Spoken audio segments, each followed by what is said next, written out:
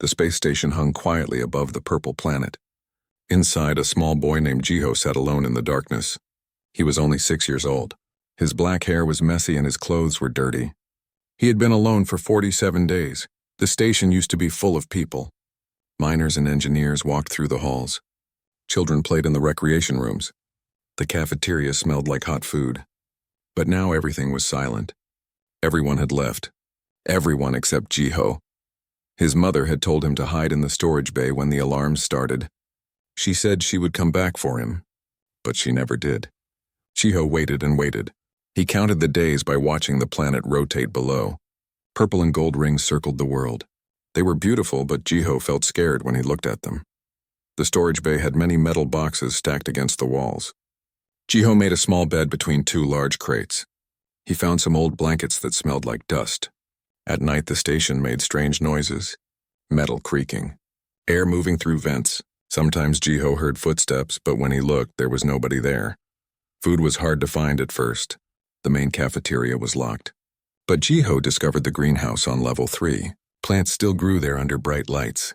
The automatic systems kept watering them. Tomatoes hung red and ripe on the vines. Jiho picked them and ate them. They tasted sweet and wet. There were also carrots and some leafy greens. The greenhouse became his favorite place. Water came from a small dispenser in the corner of the storage bay. It dripped slowly into a cup. Jiho had to wait a long time to fill 1 cup. But it was clean and cold. He drank carefully because he did not want to waste any. Sometimes Jiho talked to himself. He pretended his mother was there. He would tell her about his day, about the tomatoes he picked, about the stories he read on the computer in the library, about the dreams he had at night. But talking to empty air made him feel even more lonely. So mostly he stayed quiet. The station had big windows that looked out into space. Jiho would press his face against the cold glass and stare at the stars. They looked so far away. He wondered if anyone out there knew he was here. He wondered if anyone was coming to help him. His clothes were too small now. He had grown in the past month. His pants only came down to his ankles. His shirt was tight across his chest. There were other clothes in the storage bay, but they were all adult sizes. Jiho tried wearing a big jacket once, but it dragged on the floor when he walked. At night, Jiho had bad dreams. He dreamed about his mother. In the dream, she was calling for him, but he could not find her. He would run through endless hallways searching. But every door he opened led to another empty room. He always woke up crying. During the day, Jiho tried to stay busy. He explored different parts of the station. The medical bay had interesting equipment, but he did not understand what any of it did. The control room had screens everywhere. Most of them were dark, but a few still showed numbers and graphs. Jiho did not know what they meant. The library was small, but it had many books stored on computers. Jiho liked reading stories about Earth. His grandmother used to tell him about Earth before she died. She said it had blue oceans and green forests. She said rain fell from the sky and made everything grow. Jiho had never seen rain. He was born on a mining station near a different planet, but he liked to imagine what rain would feel like. Some days were harder than others. Some days Jiho felt so tired he did not want to get out of bed. His chest hurt. His stomach hurt even when he ate. He felt heavy, like something was pushing down on him. On those days, he just lay between the crates and stared at the ceiling. But he kept going. He kept eating. He kept drinking water. He kept surviving because he thought his mother might still come back. Maybe she was looking for him right now. Maybe she was on a ship heading back to the station. He had to stay alive so she could find him. On day 47, something changed. Jiho was in the greenhouse picking tomatoes.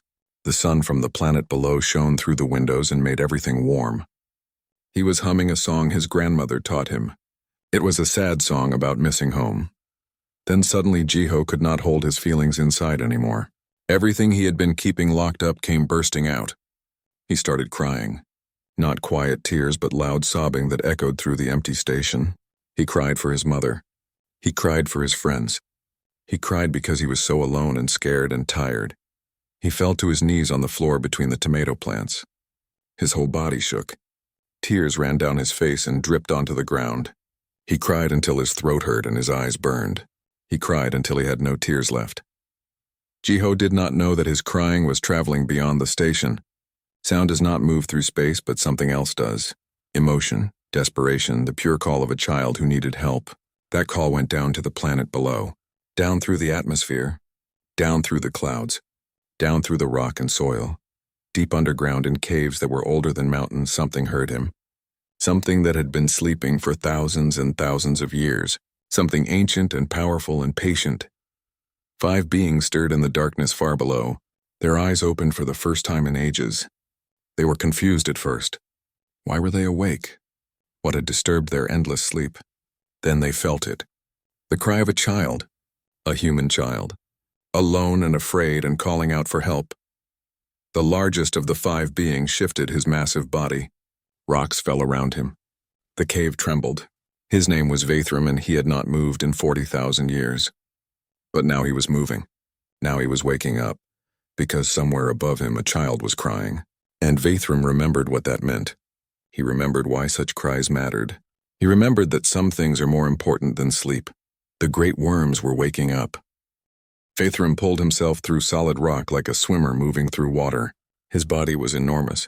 From his head to his tail, he measured 200 meters long. His scales were harder than diamonds. They glowed with strange colors that human eyes could barely see. He had been asleep for so long. In his dreams, he saw ancient civilizations rise and fall. He watched stars being born and dying. He remembered wars that burned across galaxies. He remembered making a choice to sleep forever rather than fight anymore.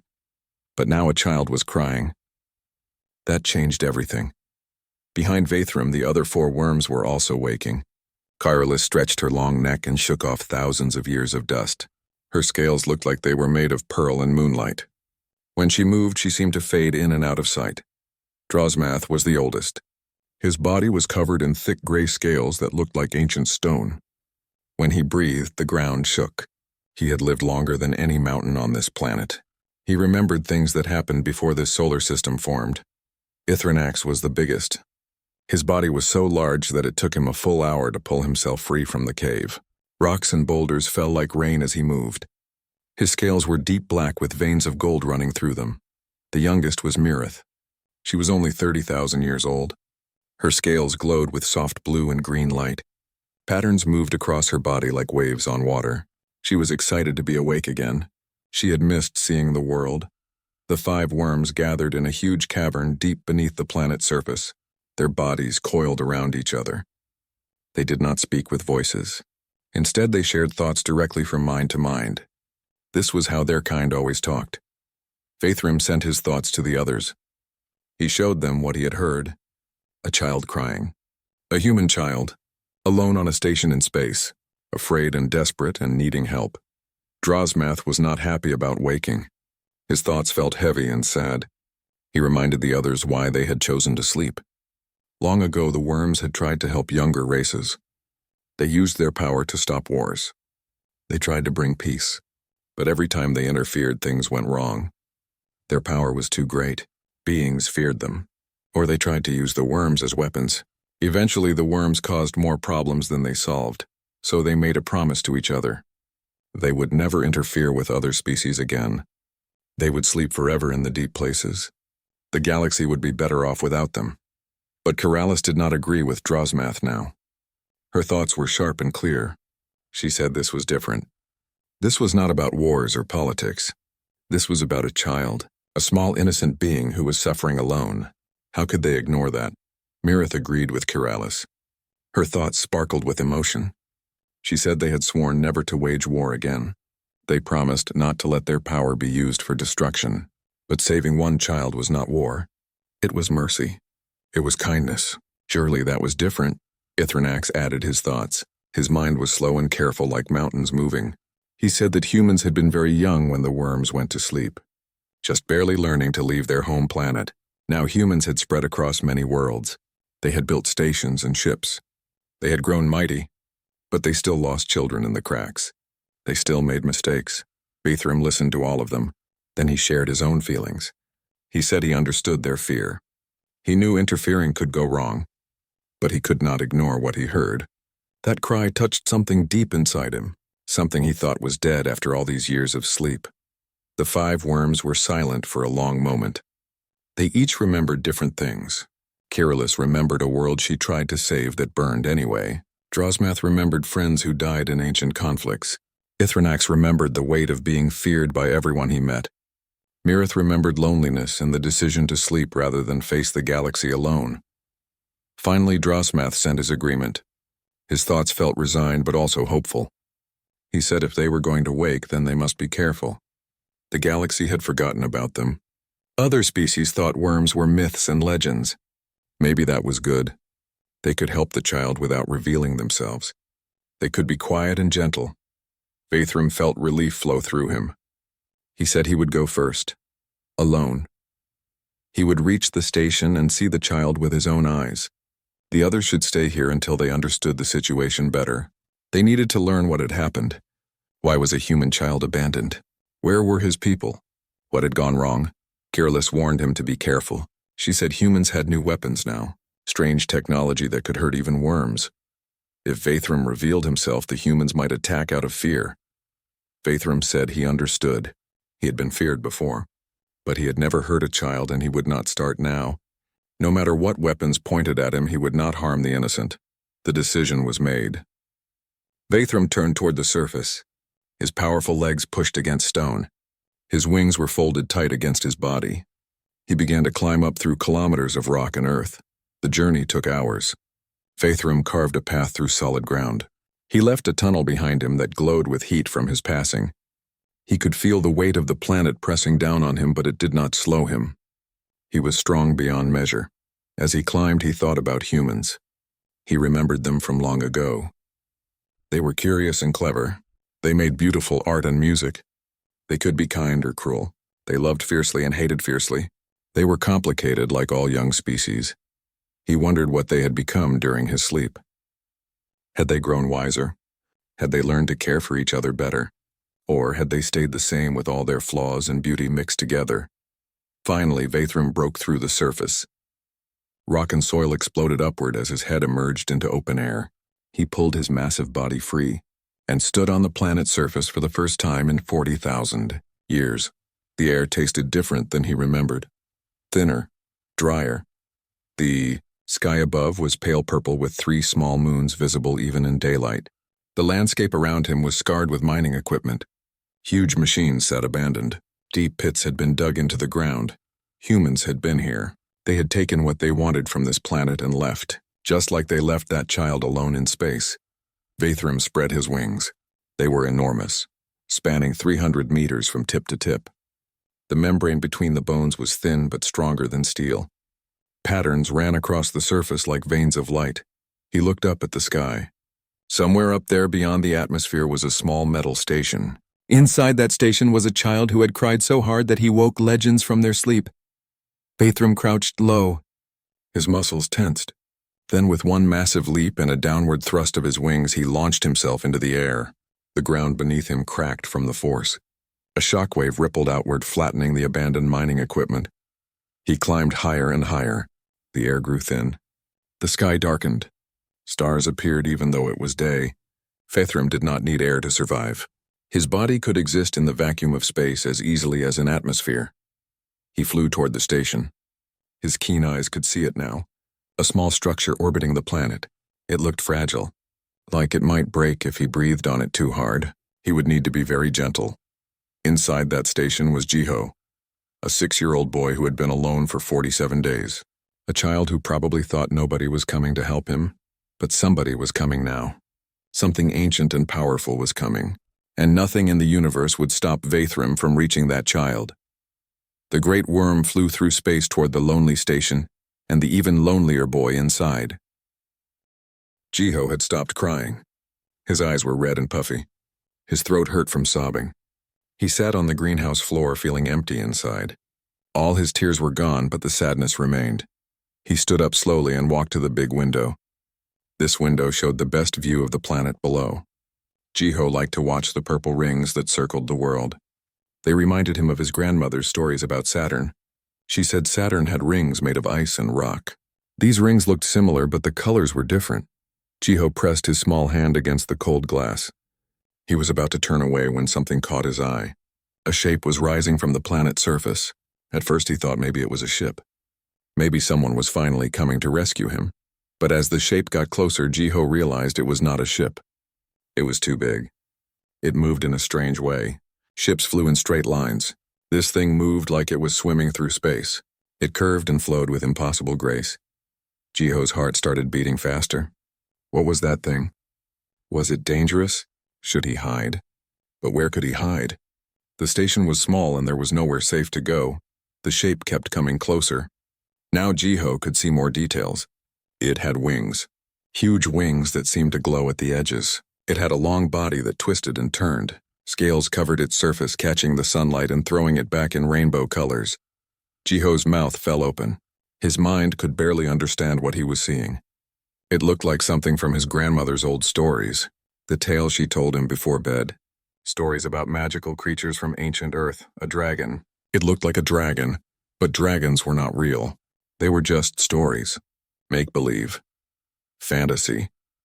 Yet here was something that looked exactly like the dragons from those tales. Flying through space toward his station, Jiho should have been terrified. This thing was enormous. It could probably destroy the whole station with one movement. But instead of fear, Jiho felt something different. Hope, curiosity, wonder.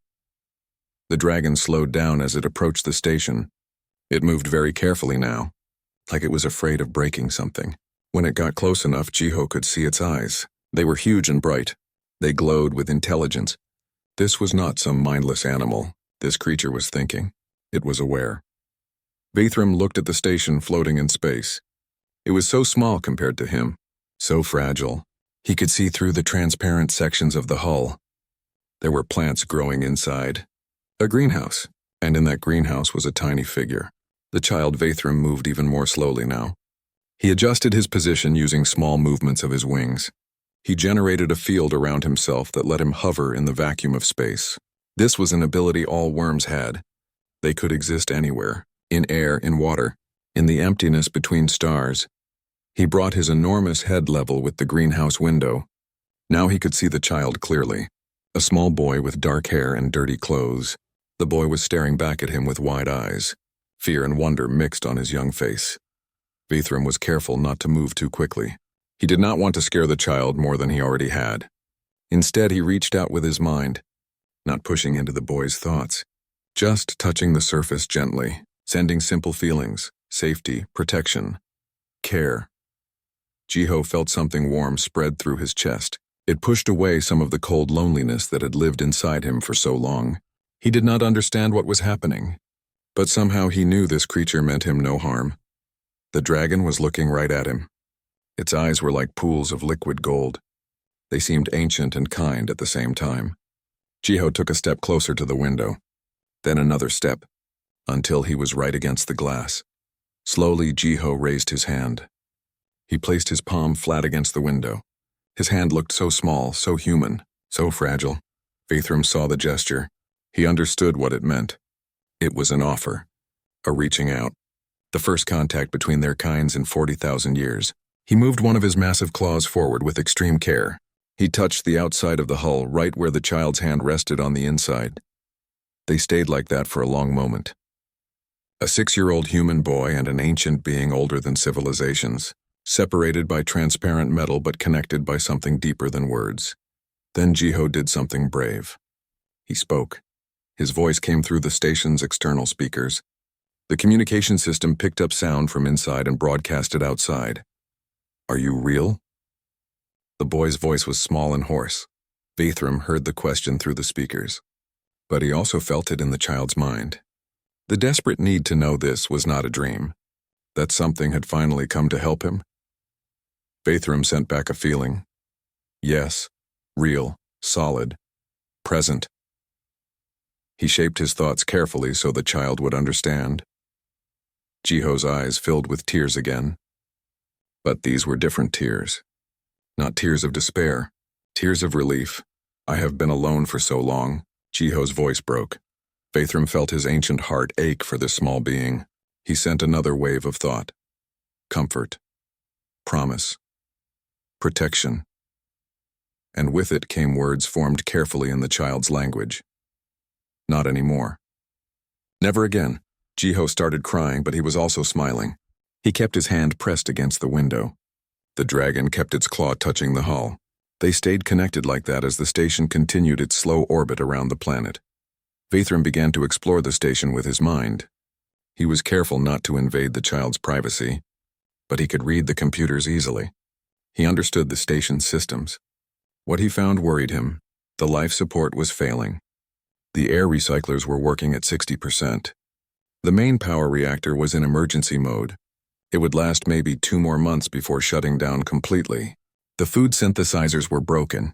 Only the greenhouse kept the boy fed. This child had been surviving on tomatoes and vegetables, drinking water from a slow drip, living in a station that was slowly dying around him. It was a miracle he was still alive.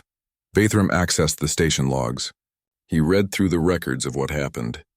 The mining company went bankrupt. They evacuated everyone in a rush. Corners were cut, safety protocols ignored, and in the chaos, one small boy was forgotten. The records also showed something else, something that made Vyrms' anger burn hot despite his millennia of control. The boy's mother had died 3 days before the evacuation. A tunnel collapse in the mines. She saved 2 other workers but could not save herself. The child did not know. He was still waiting for her to come back. Vyrms decided not to tell him yet. First, the boy needed to feel safe, to have food and warmth and comfort. Then later, when he was stronger, Vyrms would help him face that truth. Jiho finally wiped his eyes. He looked at the dragon through the window. "What is your name?" Jiho asked. Vyrms sent his name carefully. The word was complex, full of harmonics that human mouths could not speak. But in the child's mind, it came through clearly. Vyrms Jiho tried to say it out loud. His pronunciation was not quite right, but it was close enough. "I am Jiho." Vyrms already knew this from reading the station records. But he pretended to learn it fresh. He sent back a feeling of acknowledgement and respect, as if the child had given him a great gift by sharing his name. "Are you going to help me?" Jiho asked. His voice was full of hope and fear mixed together. "Yes." Vyrms' thought was firm and certain. "I am going to help you. I am going to fix this station. I am going to keep you safe, and I am going to find a way to take you home." Home. The word made Jiho's chest hurt. He did not know where home was anymore. The mining colony was abandoned. His mother was gone. His friends had left. Where was home for a boy who had lost everything? But he did not say that out loud. Instead, he just nodded. He trusted this impossible creature. This dragon from legends. This being who had come when he needed help most. Vyrms began to work. He used his mind to interface with the station computers. His consciousness was so advanced that human technology was simple to him, like an adult reading a children's book. Inside the station, lights started coming on. Systems that had been in low-power mode activated. The air recyclers increased their speed. Jiho felt the difference immediately. The air smelled fresher, cleaner. "What are you doing?" Jiho asked, amazed. "Fixing things, making them work better. You will be more comfortable now." Jiho watched as the greenhouse systems came fully online. The grow lights brightened. The water system started flowing properly instead of dripping. Even the temperature increased slightly. The greenhouse had been cold before. Now it felt warm and pleasant. "Thank you," Jiho whispered.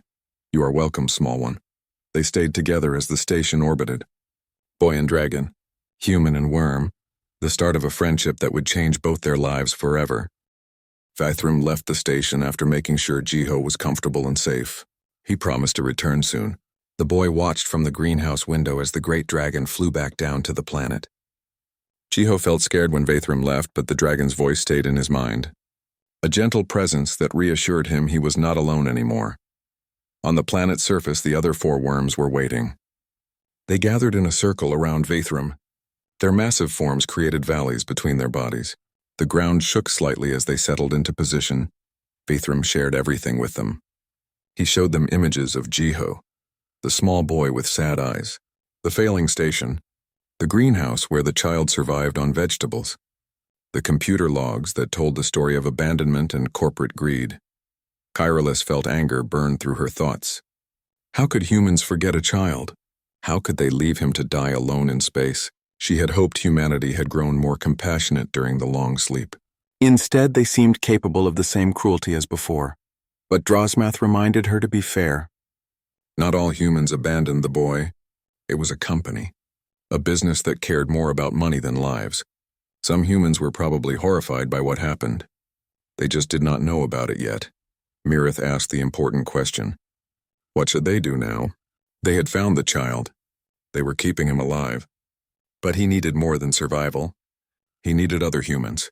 He needed a real home, a family. Love and care that only his own kind could properly give. Ithrenax rumbled his agreement. The Wyrms could protect Jiho. They could feed him and keep him safe. But they could not replace human connection. The boy needed to be with his people. They had to find the right humans to take care of him. Vathram said he had been thinking about this.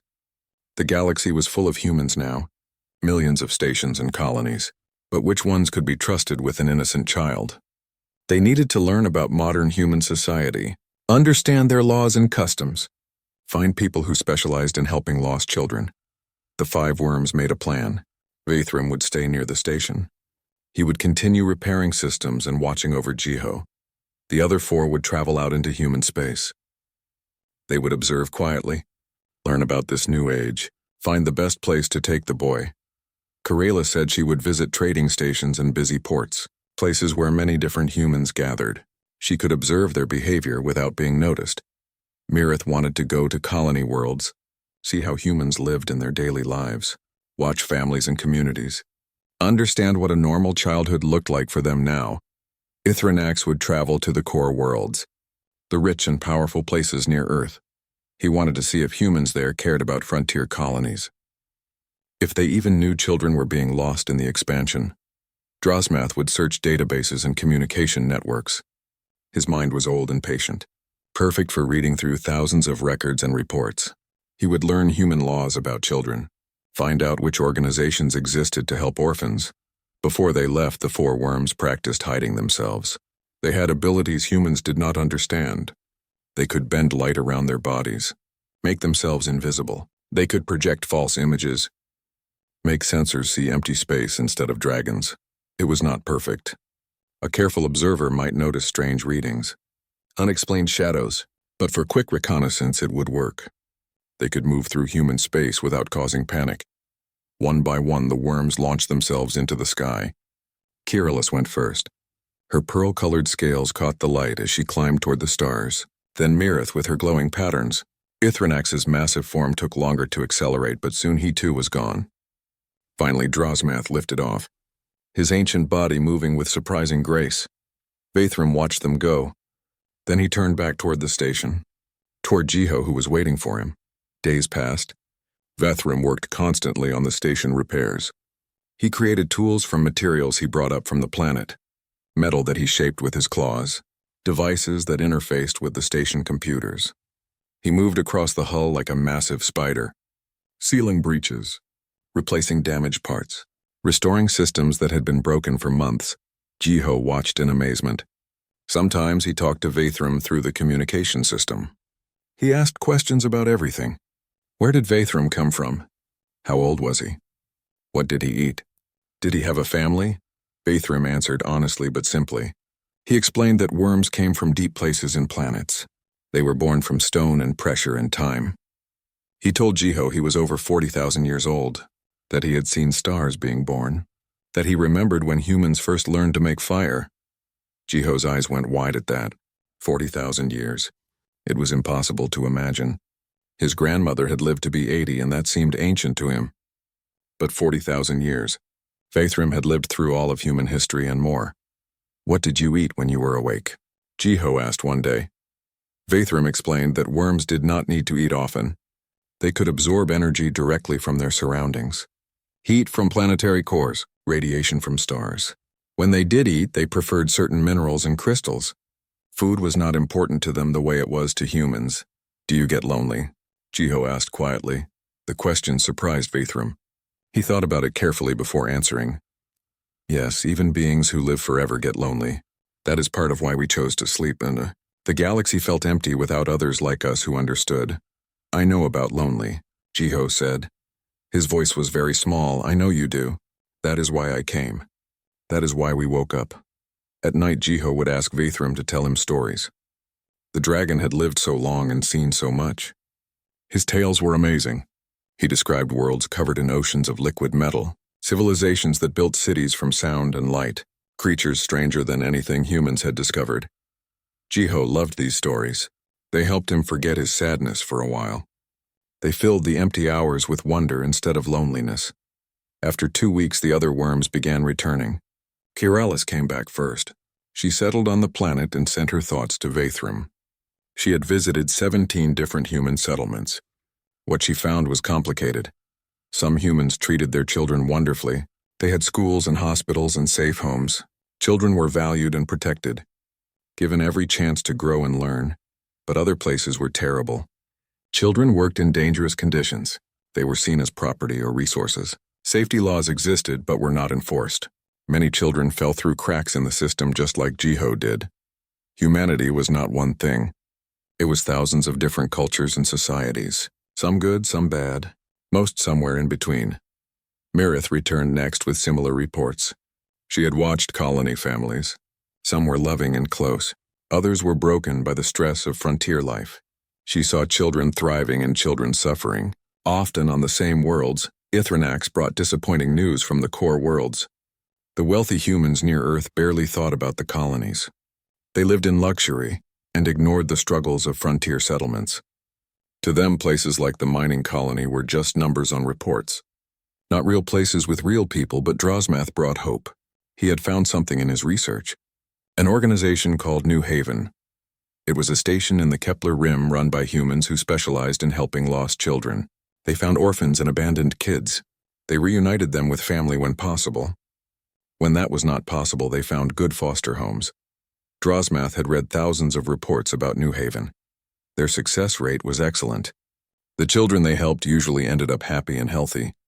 They had trained professionals, counselors who understood trauma, teachers who were patient and kind. This could be the answer. A place that would not just take Jiho but actually care for him properly. But there was a problem. How would they explain where Jiho came from? How would they explain that dragons found him and kept him alive? Would the humans believe them? Would they be afraid? Kiralis suggested they could leave Jiho somewhere for humans to find, make it look like he survived on his own, but Wyrms refused. He had promised the boy he would stay until Jiho was safe. Not just delivered, but truly safe.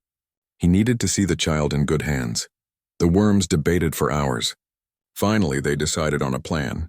They would make contact with New Haven, announce themselves carefully, give the humans time to adjust to the idea of dragons being real. Then they would explain about Jiho and ask for help. It was risky. Humans might panic. They might attack. But it was honest, and the worms were tired of hiding. If they were going to be part of the galaxy again, they had to start somewhere. Kiralis and Mirith volunteered to make first contact. 2 dragons instead of 1, not threatening but showing they were real and numerous.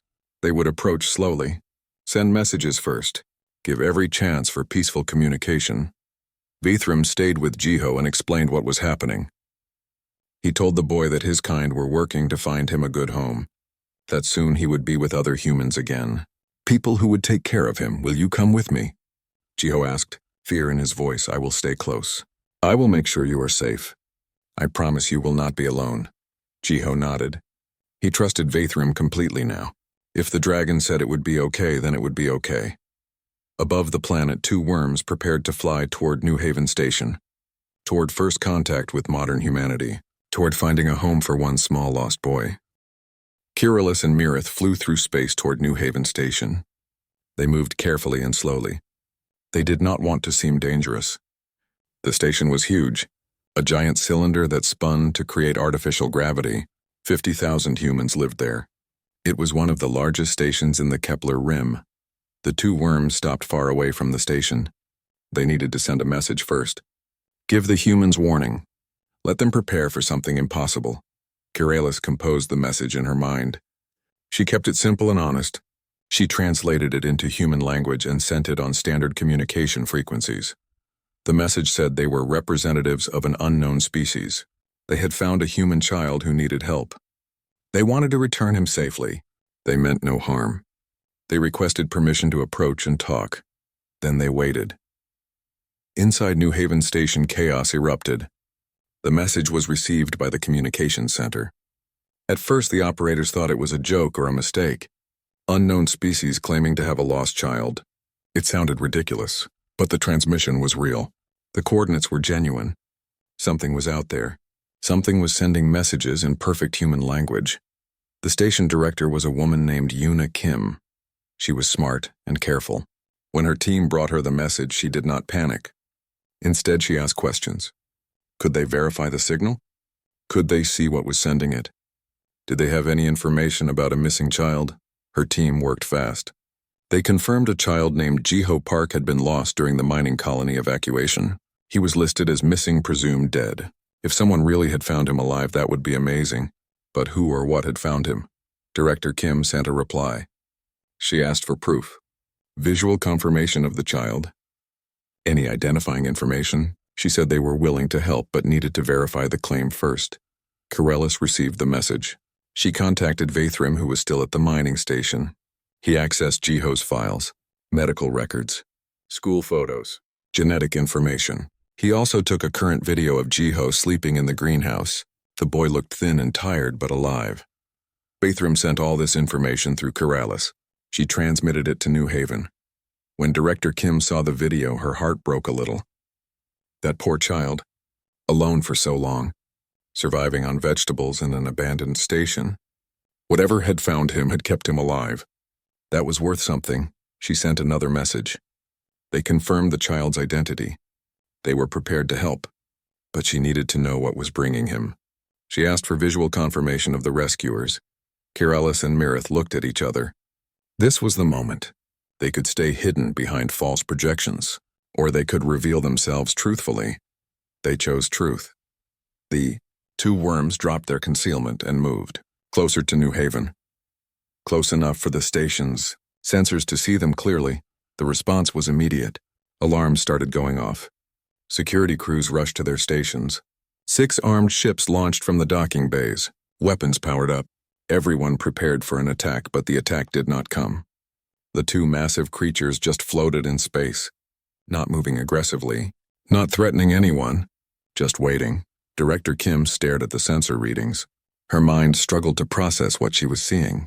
2 enormous beings, biological not mechanical, shaped like the dragons from ancient Earth myths, scales and wings and long serpentine bodies, each one over 200 meters long, dragons, real dragons, in space. Carrying a message about a lost child, she opened a communication channel. Her voice was steady despite her shock. Unknown vessels, this is Director Yuna Kim of New Haven Security. We see you. We are frankly astonished by you. But our primary concern is the child. Is he safe? Is he healthy? Corellis responded. Her voice came through the speakers, vast and layered, like music and words combined. She said the child was safe. He was with another of their kind. He was physically well but emotionally hurt from being alone. He needed care that only humans could provide. Director Kim took a deep breath. What are you? Where did you come from? We are called Wyrms in our language, what you might call dragons in your oldest stories. We come from deep places and worlds. From times before your species had writing, we slept for ages. A child's cry woke us. Silence filled the communication channel. Every human listening tried to understand. Dragons were myths, stories, fantasy. But here they were, real and speaking and asking to help a child. Director Kim made a decision. Her job was to help children.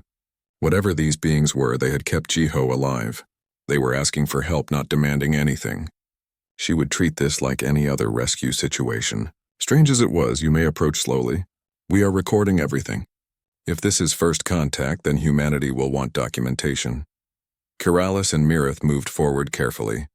They could see thousands of human faces pressed against windows, staring at them in disbelief. Some faces showed fear. Others showed wonder. All showed shock. The 2 dragons entered a massive docking bay. It barely fit them. Workers scrambled to make room. Director Kim waited with a team of experts, doctors, counselors, social workers, legal advisors, everyone who might be needed to help a traumatized child. When Corellis and Mirith settled into the bay, the humans could only stare. The Wyrms were beautiful and terrifying. Their scales reflected light in impossible colors. Their eyes glowed with ancient intelligence. They radiated power but also gentleness. You are real, Director Kim finally said, her professional composure cracking slightly. You are actually real, we are, Kirilis confirmed. And we have a child who needs you. Shall we discuss how to help him? The negotiations began. It was the strangest meeting in human history. Dragons and humans talking about foster care and legal guardianship, about trauma counseling and medical checkups, about giving one small boy a chance at a normal life. The humans asked many questions. How did the Wyrms find Jiho? Why did they care? What did they want in return? Kirilis explained honestly. They heard his cry through means humans would not understand. They woke because they could not ignore a child suffering. They wanted nothing in return. They just wanted to know he would be safe and cared for. Director Kim listened carefully. She was trained to spot lies and manipulation, but she sensed only truth from these strange beings. They genuinely cared about Jiho's welfare. That was obvious in every word they spoke. The legal team raised concerns. How would they explain this in the records? Dragon rescue was not a category in their database. How would they handle custody without any documentation? Drosmath, who had been listening from the planet, sent useful information. He had studied human laws. He knew the procedures for found children. They could classify Jiho as a standard recovery case. The details of how he was found could be kept vague for his privacy. The medical team wanted to examine Jiho as soon as possible. Make sure he was truly healthy. Check for malnutrition or injuries. Provide any treatment he needed. The counselors wanted time to prepare. They needed to understand his trauma. Months of isolation would leave psychological scars. He would need gentle, careful support. Vathram listened to all this from his position near the mining station. He approved of these humans. They were asking the right questions, showing genuine concern. They would take good care of Jiho. He contacted Jiho through their mental connection, told him it was time. Time to leave the station. Time to go to New Haven. Time to be with his own kind again. Jiho felt scared but also ready. He packed his small bag, the photo of his mother, his toy shuttle, his seeds from the greenhouse, everything he had left from his old life. Vathram had repaired the station's small shuttle. He would carry it to New Haven himself. Keep Jiho protected during the journey. Make sure nothing went wrong. Before they left, Vathram needed to tell Jiho something important. Something painful but necessary. He had been putting it off, but the time had come. Jiho. There is something you need to know about your mother. The boy went still. Some part of him already knew what was coming. She died before the evacuation. She saved others in a mining accident. She was a hero. I'm sorry, Jiho sat down hard. Tears filled his eyes, but he did not look surprised. I knew. Deep down, I always knew. I just did not want it to be true. Vathram wrapped the boy in mental warmth. Let him grieve. Let him cry. Stayed with him through the pain. When Jiho's tears stopped, he looked up. Thank you for telling me the truth. Thank you for everything, always, for as long as you need me. They prepared the shuttle. Jiho strapped himself into the seat. Vathram's massive form wrapped around the small craft. His wings folded protectively. His natural shields extended to cover them both. Then they launched, flying toward New Haven, toward a new beginning, toward hope and healing and the start of whatever came next. Inside the shuttle, Jiho watched the stars stream past. He felt Vathram's presence surrounding him, keeping him safe. He was not alone. He would never be alone again. New Haven Station grew larger in the viewport. Jiho could see the lights, the ships, the signs of thousands of people living their lives. Soon he would be among them, part of their community, no longer the lonely boy on an abandoned station. He was ready, scared but ready, and he had a dragon watching over him. That made everything a little less frightening. The shuttle docked at New Haven Station. Jiho sat in the pilot's seat, not moving. His hands gripped the armrests tightly. Outside, he could see the docking bay through the viewport. People were waiting. Real people. Not just voices through speakers or thoughts in his mind. Actual humans who would look at him and talk to him and be near him. After months alone, the idea was overwhelming. Vathram's presence touched his mind gently. You can do this. They are kind people. They want to help you. What if I forgot how to be around people? Jiho thought back. You did not forget. It is still inside you. Just take one step at a time. The shuttle door opened with a hiss. Real air from the station flowed in. It smelled different than the recycled air from the mining station. Cleaner, fresher. It carried hints of food cooking somewhere far away. The scent made Jiho's stomach rumble. Director Kim stood at the entrance. She wore simple clothes. Nothing fancy or official looking. Her face was kind and open. She did not rush forward. She just waited, letting Jiho move at his own pace. Hello, Jiho. My name is Yuna. We are so glad you are here. We are so glad you are safe. Jiho stood up on shaky legs. The gravity felt strange, heavier than on the mining station. His muscles were weak from months of poor nutrition. He took one step forward and stumbled. A young man moved to help. Not grabbing, just offering support.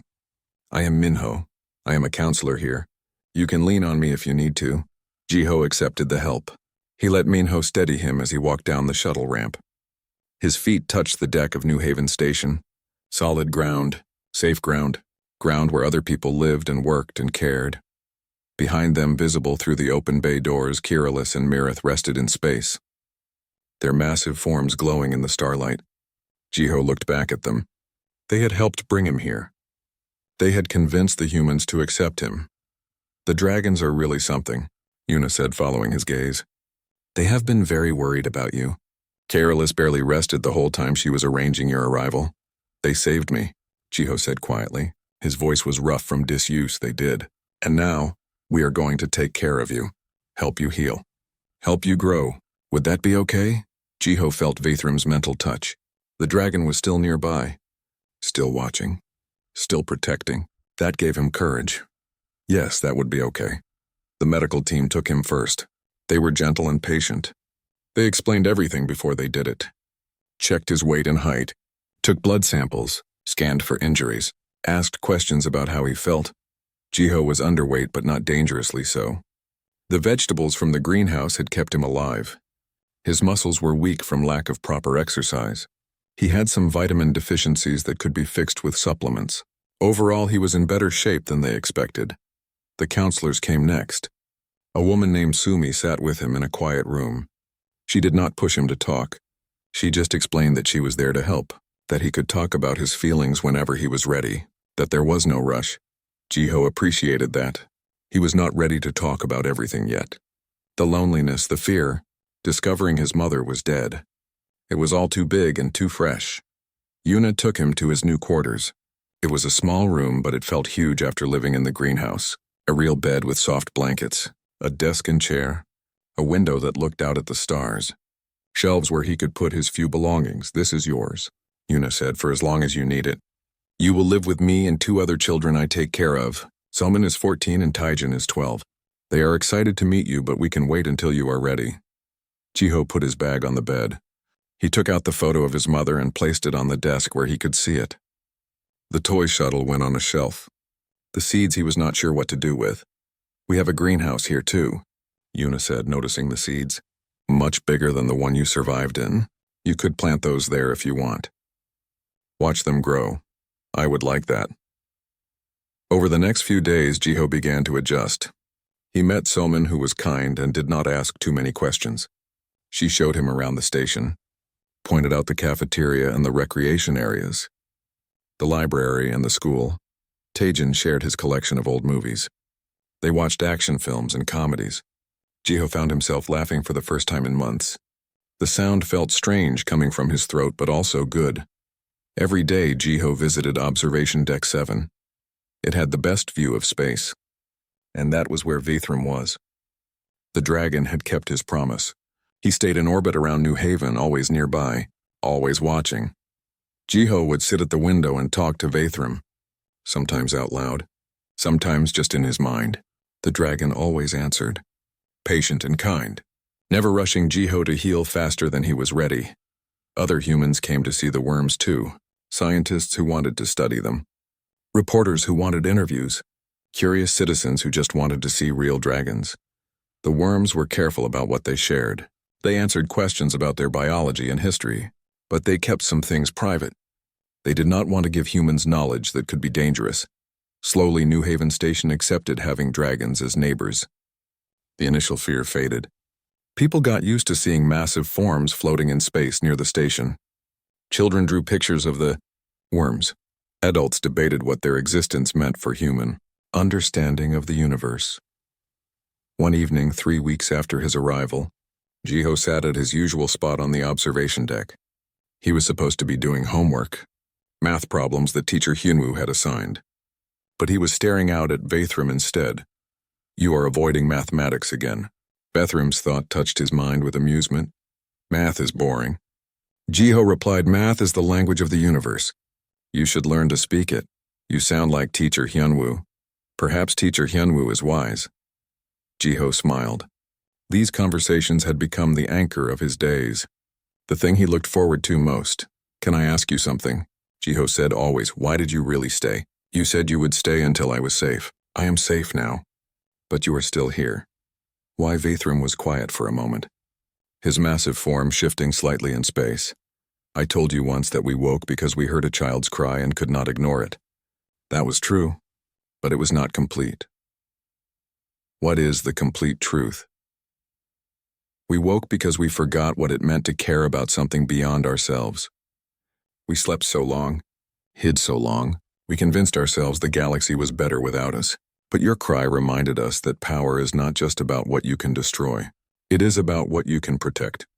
What you choose to protect, so you stayed to keep protecting me, yes. But also because you gave us purpose we had lost. You reminded us why we exist, why any being with power should exist. Not to dominate, but to nurture. Not to rule, but to serve. You taught us that just by needing us. I did not teach you anything. I just cried. Sometimes that is enough. Sometimes being vulnerable and honest about need is the greatest teaching of all. Jiho thought about that. He looked down at his math homework. The problems seemed less boring now. Just small challenges. Things he could overcome with effort and time. "I am glad you stayed," he said quietly. "I am glad we woke," Vathram replied.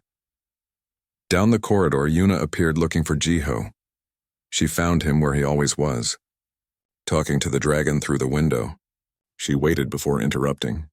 She understood this relationship was important. It had saved her foster son in ways beyond just keeping him alive. "Jiho, dinner is ready." He looked up, then back at the viewport. "I have to go, I know. Go eat, do your mathematics. Live your life. I will be here if you need me." Jiho gathered his things. He paused at the corridor entrance and looked back. "Vathram, thank you. For everything. You're welcome, small one. For everything." As Jiho walked away with Yuna's hand on his shoulder, the 5 worms who floated in space around New Haven shared thoughts with each other. "He is thriving," Mirith observed warmly. "Children are resilient when given half a chance." Keralis agreed. "We gave him more than half a chance," Ithrenax rumbled. "The question is, what do we do now?" Drosmath said slowly. "Our task is complete. The child is safe and healing. Do we return to sleep?" The worms considered this. They had woken for a purpose. Fulfilled that purpose.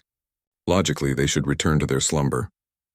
Let the galaxy continue without them, but none of them wanted to. "There are other children," Vathram said. "Other beings who suffer alone, who cry out in darkness. We heard one cry because we were in the right place at the right time. How many others do we miss? You propose we make this our purpose?" Keralis asked. "Become guardians of the lost and forgotten. Why not? We have power. We have time. We have will. What better use for our existence than to find those who fall through cracks and lift them back to safety?" "It is a small purpose," Mirith mused. "Not grand, not shaping civilizations, just helping one being at a time. Small purposes add up," Drosmath said with contentment in his ancient thoughts. "Perhaps that was our mistake. We thought we needed to change everything or change nothing. We never considered we could simply help quietly. One life at a time, then we stay." Keralis decided. "We stay awake. We watch, we listen, and when we hear another cry like Jiho's, we answer it. We become protectors." The 5 worms pulsed with agreement. Their consciousness is harmonized. This decision would reshape their existence for ages to come. Inside the station, Jiho sat at dinner with his foster family. They talked about simple things, homework and weekend plans, whether to watch a movie after the meal, normal everyday things. He was just a boy eating dinner, surrounded by people who cared. It was ordinary, and 6 months passed since Jiho arrived at New Haven Station. The seasons did not change in space, but time moved forward anyway. Jiho changed with it. He grew taller. His face filled out as proper nutrition replaced months of surviving on vegetables. His eyes lost some of their haunted look, though sadness still lived there sometimes. Healing was not a straight line. Some days were good. Jiho laughed with Soman and Taejin. He did well on his tests at school. He played games in the recreation room with other children. Those days felt almost normal, other days were hard. He woke up from nightmares about being alone. He felt sudden panic in crowded rooms. He saw his mother's face in strangers and had to turn away. On those days, Sumi the counselor sat with him. Let him talk or not talk, just being present until the storm passed, but even on hard days, Jiho was not alone. Yuna made sure of that. She checked on him every morning and night, asked how he felt, listened to his answers. She never pushed, but she never disappeared either. She was steady and reliable, something Jiho desperately needed. Soman taught him card games and helped with homework. She had lost her parents in a transport accident 3 years ago. She understood grief in ways other children could not. Sometimes they sat together not talking, just being two people who knew what loss felt like. Taejin shared his love of old Earth movies. They watched science fiction films from centuries ago, stories about space exploration and alien contact. The irony was not lost on them. Here they were living on a space station with real dragons nearby while watching fictional stories about meeting aliens. But Jiho's most frequent visits were still to observation deck 7. Every day after school he went there, sat at his favorite window, looked out at Wyrms floating in the void. The dragon had kept his promise. He never left. Sometimes he drifted to the far side of the station. Sometimes the other Wyrms visited and they floated together in space, but at least one dragon was always nearby, always watching, always ready if Jiho needed them. The humans of New Haven had fully accepted their unusual neighbors. Scientists still came to study the Wyrms. Children drew pictures of them in art class. Tour guides pointed them out to visitors. New Haven Station became famous as the place where dragons lived. Where first contact happened, it gave the station a special status. On this particular evening, Jiho sat at his usual spot. A tablet rested in his lap. Math homework that he was supposed to be doing. Instead, he stared at Wyrms' silhouette against the stars. The dragon's voice touched his mind. Still avoiding mathematics, I see. It is boring, Jiho replied. We have had this conversation before. Math is important, I know. Language of the universe, exactly. So do your work. Jiho smiled and actually opened the math program. He started working through problems. Wyrms' presence made even boring tasks feel manageable, like having a friend sitting with you while you studied. After finishing half the assignment, Jiho set the tablet down. Can I ask you something always? You know that, what will you do? After I grow up, I mean. After I do not need you watching over me anymore. Wyrms was quiet for a moment. His massive form shifted in space. That is an interesting question.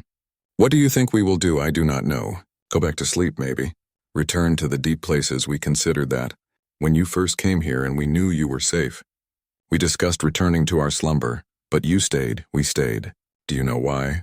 Because of me, partly, but also because we realized something. There are other children like you, other beings who suffer alone, who cry out and nobody hears. We can hear them now. We are awake and listening. Jiho turned to look at the viewport, at the enormous dragon floating in space. You are going to help others. We are going to try. Not just children, any being who falls through the cracks, who needs help and has nowhere else to turn. That is what we are becoming. Guardians of the lost, that is a good thing to be. We think so. You taught us that. You showed us that power is not about ruling or destroying. It is about protecting what needs protection, helping what needs help. I did not teach you anything, Jiho protested. I just needed help and you came, exactly. And that simple act of needing and our simple act of responding taught us more than 40,000 years of sleeping. You reminded us what we should have been all along. Jiho felt warmth spread through his chest. He had spent so long feeling like a burden, like someone who caused problems just by existing. But Wyrms made him feel different, like his need had mattered, like calling out for help had been important. Will you still visit me? After you start helping others, of course. You will always be special to us. You were the first, the one who woke us. We will never forget that. Good. Because I do not want to forget you either, you will not. We are part of each other's stories now. That does not end just because time passes. Down the corridor, Yuna appeared. She smiled when she saw Jiho at his usual spot. She had learned not to interrupt too quickly. These conversations with Wyrms were important. Jiho. Dinner time. Jiho gathered his tablet and stood. One moment, he looked back at the viewport, at the dragon who had saved his life in so many ways. Thank you, Wyrms, for everything you did, for everything you still do. You are welcome, Jiho. Now go. Eat dinner with your family. Do your homework later. Live your life. That is what we want for you. Jiho walked down the corridor with Yuna. She put her hand on his shoulder, a gentle touch that said you are safe and you belong here. In the dining area, Somin and Taejin were already eating. They waved when Jiho entered. Saved you the good seat. Taejin called out. Jiho sat down. The food smelled amazing. Real cooked food, not just vegetables from a greenhouse. The table was full of talking and laughing. Of normal family life. This was what Wyrms wanted for him. Connection, community, a chance to heal and grow. To become whoever he was meant to be. Outside in space, the 5 Wyrms floated together. They had been discussing their plans. Their new purpose: we should split up, Kirillus suggested. Cover more territory. Listen for more cries, but stay in contact. Drosmeth added. Share information. If one finds someone who needs help, the others can assist. We need to be careful. Ithrenax rumbled. Some beings will not want our help. Some will fear us. We cannot force aid on those who refuse it. Then we offer and we respect their choice, Mirith said. We are guardians, not controllers, agreed. Wyrms sent. We help those who want help. We protect those who need protection. But we do not impose. That was our mistake before. We thought we knew better than younger races. This time we listened first. The 5 Wyrms made their plans. Kirillus would travel to frontier colonies, places where regulations were weak and people fell through cracks. Mirith would visit refugee stations, places where war and disaster drove beings from their homes. Ithrenax would monitor disaster zones, places where natural catastrophes left survivors stranded. Drosmath would watch communication networks, listen for distress calls that went unanswered, and Wyrms would stay near New Haven, at least for now, until Jiho was truly stable, until the boy did not need a dragon watching over him anymore. But even after Wyrms left, he would return to visit. That was certain. The bond between them would not break just because distance separated them. Days turned to weeks. Weeks turned to months. Jiho continued to heal. He made friends at school.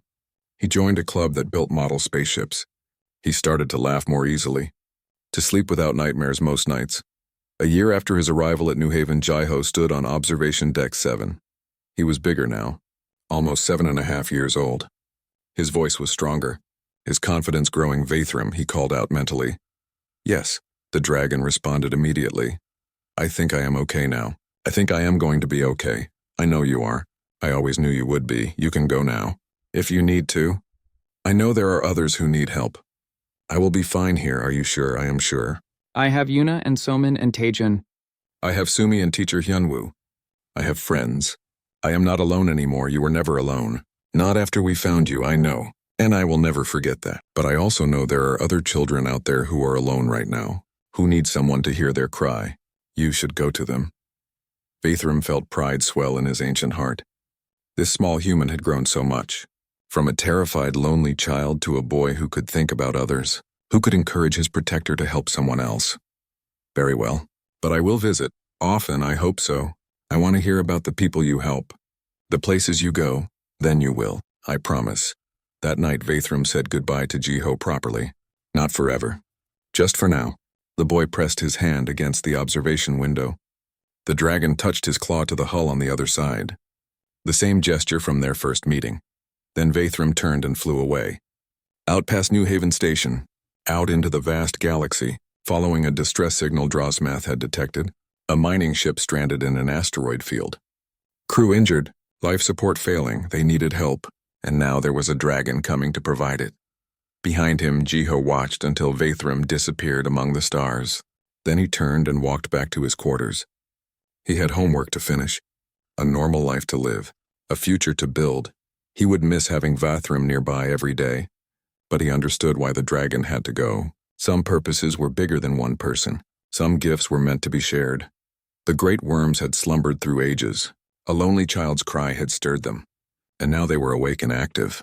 Guardians of Tidai,